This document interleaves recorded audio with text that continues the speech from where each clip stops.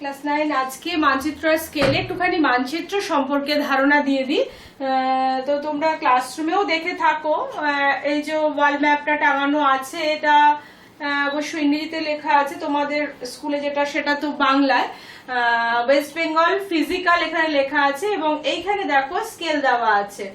Scale না থাকলে কোনো মানচিত্রই সম্পূর্ণ হবে না, কারণ ম্যাপের মধ্যে কত ডিস্টেন্স, বাস্তবে কত ডিস্টেন্স সেটা বোঝানো যাবে না।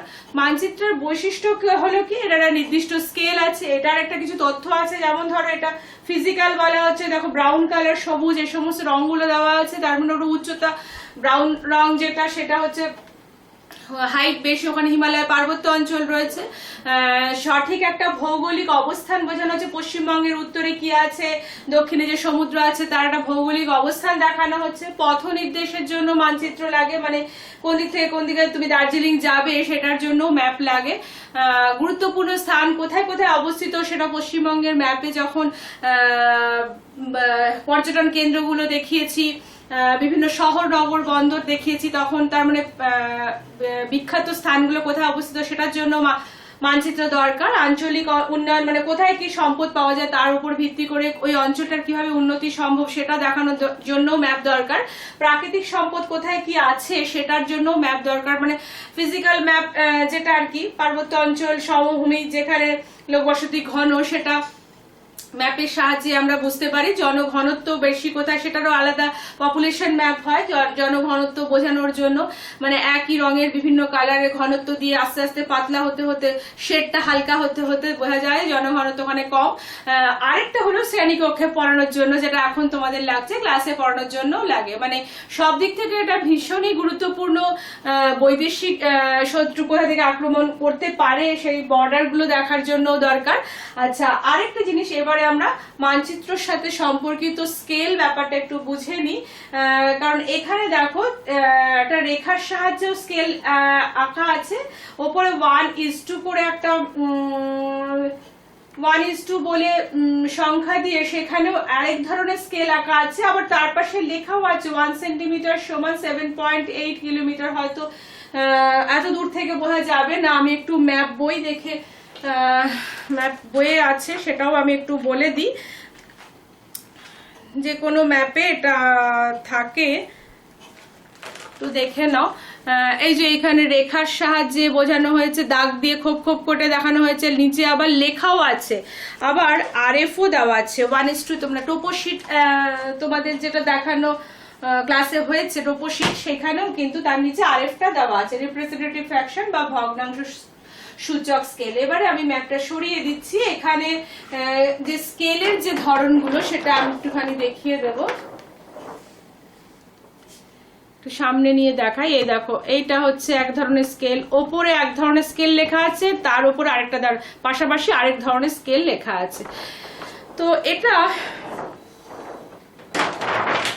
এবারে আমি স্কেলগুলো বলে দিই। স্কেল মানে হচ্ছে মানচিত্রে দুটো স্থানের দূরত্ব, আর সেই দুটো স্থানের বাস্তবে দূরত্বের যে অনুপাত সেটাকে তো আমরা স্কেল বলছি। 3 রকম ভাবে স্কেল দেখানো যেতে পারে, আমি এটা বলে দিলাম। একটা হলো বিবৃতিমূলক,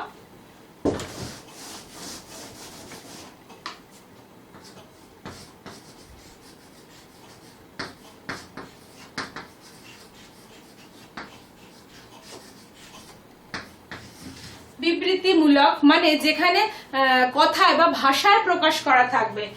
যেমন অনেক সময় লেখা থাকে 1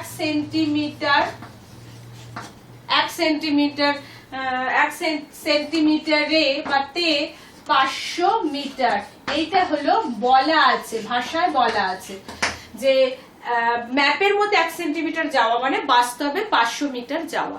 ঠিক আছে, এবারে এই যে এরকম ভাবে যদি লেখা থাকে ম্যাপের মধ্যে, তার কিছু সুবিধা অসুবিধা আছে। সুবিধা হলো যে আঁকতে হয় না, ওই স্কেল এঁকে দাগ কেটে আঁকার জটিলতা থাকে না। তারপরে ধরো সহজ সরল খুব আঁকা, আর অঙ্ক আর হিসেবের ব্যাপার থাকে না, এটাই হচ্ছে সুবিধা এগুলো। আর অসুবিধাও আছে আবার, যদি এটা বাংলায় লেখা থাকে, অন্য ভাষার লোকরা ওই ম্যাপটা সম্পর্কে বুঝতে পারবে না যে ওই ম্যাপে কত সেন্টিমিটার সমান কত দেখানো হয়েছে, ভাষাই বুঝলো না। তারপরে একক পরিবর্তনের সময় ঝামেলা হয়, কারণ সব জায়গার ইউনিট সমান না। যেমন আমাদের এখানে টাকা বলছি, আবার কোথাও ডলার, কোথাও পাউন্ড, সেরকম ইউনিট, মাপের ইউনিটটাও এক এক জায়গায় এক এক রকম। ওই ম্যাপটার অন্য কোথাও কাজে লাগানো যাবে না। আচ্ছা, ম্যাপ ছোট বড় করলে ম্যাপের মানে সব এত বড় ওয়ার্ল্ড ম্যাপটা ছোট করতে হবে, অ্যাটলাসে ঢোকাতে হবে, তখন সেখানে স্কেলের হিসেব করতে অসুবিধা হয়। এগুলো হলো অসুবিধা। 2 নম্বর স্কেল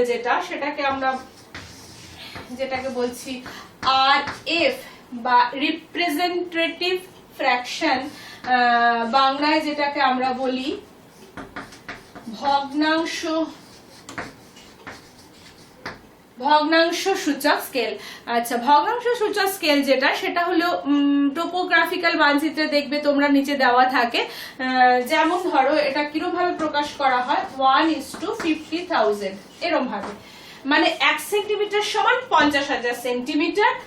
এটার কথাটার মানে হলো, বা 1 সেন্টিমিটার সমান 50,000 সেন্টিমিটার। তুমি এবারে এটাকে কনভার্ট করে নাও মিটারে।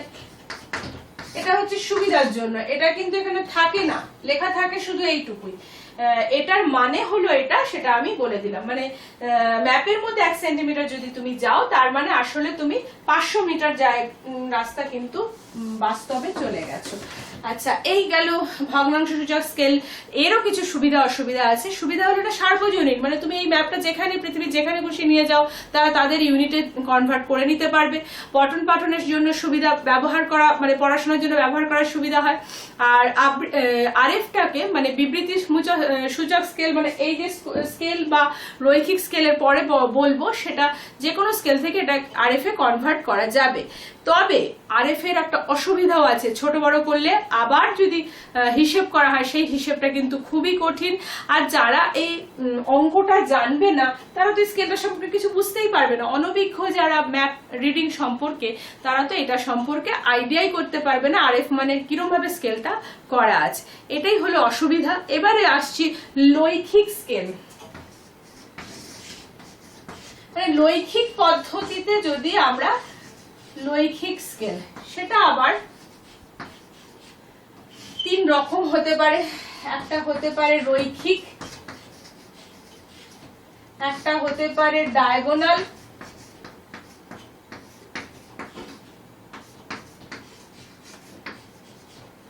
আর একটা হতে পারে ভার্নিয়ার।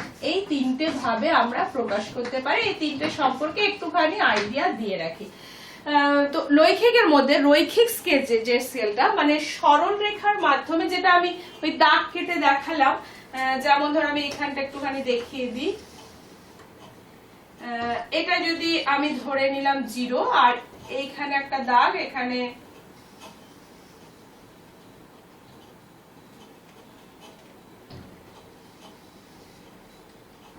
তো স্কেলের মধ্যে ঢুকে গেল।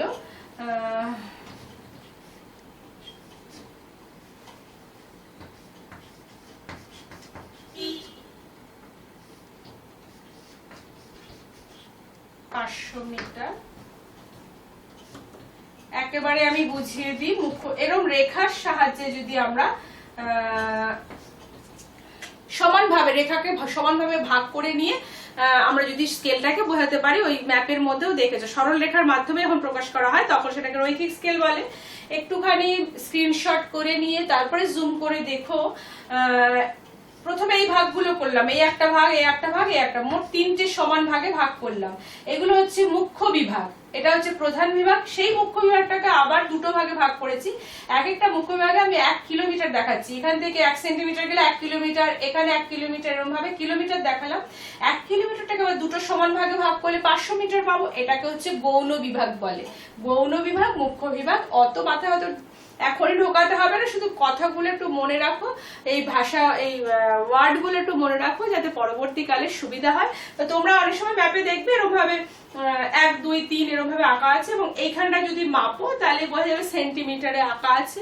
সাধারণত এখন সেন্টিমিটারই দেখানো হয়। সুবিধা হলো ছোট বড় করার সময় এটা আনুপাতিক হারে নিজে থেকেই ছোট বড় হয়ে যায়, এটা একটা বিশাল সুবিধা। অসুবিধা হলো হিসাবের জটিলতা আছে, এখনই মাথায় দেখো ঢুকছে না, মানে হঠাৎ একটাকে এখানেও 1, আবার এখানেও কেন 1, এরকম হতে পারে।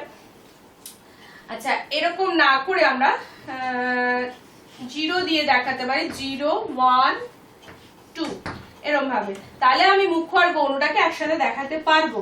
কারণ না হলে আমি শুধু নিজের সুবিধার জন্য আলাদা মুখ্য বিভাগটাই শুধু দেখাচ্ছিলাম, কিন্তু দেখো এখানে 0, এখানে আবার 1, এদিকে 1 আবার 2, এরকম কেন? সেই এদিকের 1টা এটাও একটা মুখ্য বিভাগ, এটাও মুখ্য বিভাগ, এটাও মুখ্য বিভাগ, আর এই মুখ্য বিভাগটাকে দুটো ভাগে ভাগ করেছে, এক একটা ছোট ভাগ হলো গৌণ বিভাগ। এটাই হলো রৈখিক স্কেলের বৈশিষ্ট্য। আর অটোমেটিক্যালি এটা ছোট বড় আনুপাতিক আকারে হয়ে যাবে যখন ম্যাপটাকে এনলার্জ করবে বা ছোট করবে। তবে হিসেবের জটিলতা আছে, এখানে দেখতেই পাচ্ছ হিসেবের জটিলতা। প্রথমে আমি একরকম ভাবে প্রেজেন্ট করেছিলাম, পরে আবার চেঞ্জ করলাম। আচ্ছা, তারপরে এই যে সুন্দর করে দেখবে ম্যাপের মধ্যে আঁকা, এইটাকে আবার আধ ভাগ করে এইটাকে কালো, এইটাকে আধ ভাগ করে এটা নিচটা কালো, ওপর নিচ কালো, মানে এটা খুব একটা শ্রমসাধ্য, মানে পরিশ্রমের ব্যাপার, সময়ও অনেকটা লাগে। আচ্ছা, এইবারে একটুখানি এটার আঁকার দরকার নেই, মানে যখন এর থেকেও আরো ছোট ভাগটা, যেমন ধরো এটা তো আমরা 1.1টা মাপতে 2.22 এরকম ভাবে যখন সেকেন্ড ডেসিমেলটা আমরা মাপবো, তখন যাতে সুবিধার জন্য দেখো এইটা হচ্ছে আয়তক্ষেত্রিক ছকের দুটো কর্ণকে, আয়তক্ষেত্রিক ছকে আয়তক্ষেত্রের মতো একটা ছক আছে, দুটো কর্ণকে সংযুক্ত করে রৈখিক স্কেলের গৌণ বিভাগের মানকে ভগ্নাংশ মানে পরিণত করা, অর্থাৎ আরো সূক্ষ্ম মান পাঠ করার জন্য যে বিশেষ ধরনের স্কেল গঠন করা হয়েছে তাকেই ডায়াগোনাল স্কেল বলা হচ্ছে। এটাই হচ্ছে ডায়াগোনাল স্কেল। আচ্ছা, এরকম দেখতে হয়, দেখো 11-12 যদি ভূগোল নিয়ে পড়ো তখন এটা লাগবে। আপাতত একটুখানি পরিচয় জাস্ট করিয়ে দিলাম। আরেকটা রয়েছে ভার্নিয়ার স্কেল, সেটা হচ্ছে 1931 সালে ফরাসি গণিতবিদ পিয়ের ভার্নিয়ার এই স্কেলটার উদ্ভাবন করেছিলেন। সেটা হচ্ছে আরো সূক্ষ্ম পরিমাপ করার জন্য। এটা সাধারণত ব্যারোমিটার যন্ত্র, তোমাদের ভূগোলের ডিপার্টমেন্টে আছে দেখবে, বায়ুচাপ মাপার যন্ত্র, ব্যারোমিটার যন্ত্রের মধ্যে সেই ভার্নিয়ার স্কেলটা লাগে। ওভারঅল সব স্কেলের কি ব্যবহার বা গুরুত্ব তো বিশাল রয়েছে, কারণ এই যে ভূগোলক যদি আঁকো সেটার ক্ষেত্রেও লাগবে, মানচিত্র আঁকতে কাজে লাগে, প্রজেকশন যখন পড়বে তখন সেটা কাজে লাগবে, ভূমির দৈর্ঘ্য ক্ষেত্রফল এগুলো জানতে কাজে লাগে, জরিপের কাজে লাগে মাপজোক করার জন্য, মানচিত্রের ওপর যখন ওই রাশিভিত্তিক মানে বার গ্রাফ করবে, পাই গ্রাফ করবে, তখন এটা স্কেল কাজে লাগে। মানে যদি স্কেল না থাকতো তাহলে তো আমাদের কোনো ধারণাই হতো না যে আমি ম্যাপে যতটা দেখাচ্ছি বাস্তবে আমি কতটা আসলে সেটার ম্যাপের মধ্যে দেখাতে পারছি। মানে এই যে তুলনা করা, ম্যাপের মধ্যে কোনো দুটো অংশের দূরত্ব, বাস্তবে সেই দুটো অংশেরই আসল দূরত্বের যে তুলনা করা, সঠিক তুলনা করাই স্কেল ছাড়া, স্কেলের সাহায্য ছাড়া আমাদের পক্ষে সম্ভব হতো না। স্কেলের ধারণাটা মোটামুটি শেষ হলো, সেই সঙ্গে মানচিত্র আর স্কেল সম্পর্কে নিশ্চয়ই একটা ধারণা তোমাদের মধ্যে দিতে পারলাম আশা করি।